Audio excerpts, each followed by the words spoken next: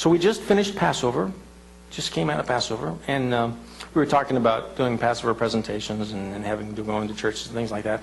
I always really struggle with that for a couple of reasons. One of the reasons I struggle with it is because that's just the beginning of the story. In Deuteronomy chapter 4, he tells us that he has brought us out of Egypt so that he might bring us in. And so the Christian church and a lot of us, we got this salvation by grace thing. We're into that. We like this idea of being saved. We like being brought out of sin and out of the world. But we're stuck in the wilderness. We have to understand shavu'ot, or Pentecost.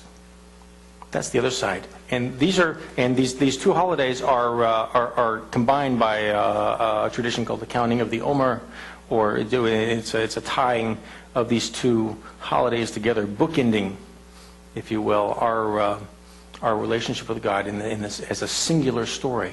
He's brought us out of Egypt so that he can bring us in. Shavuot in Deuteronomy 4:2, I think it is, 4:10, I can't remember one of those, but it says, God describes it as his favorite holiday. Did you know that? Shavuot is God's favorite holiday. It's the giving of the Torah.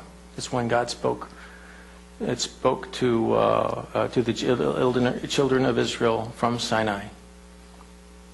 In Jewish parlance, it's the idea of a marriage proposal. Now, my marriage day, my wedding day, was the worst experience of my life. Everything that could go wrong did go wrong, and it lasted for hours doing it. But the day that she cornered me in the back of the hall of her apartment, and I said, "I want you to marry me." And she said, "Yes." That's one of the highest points in my life. And so Shavuot is a commemoration of when God said to us, "Will you marry me?" We said, "Okay."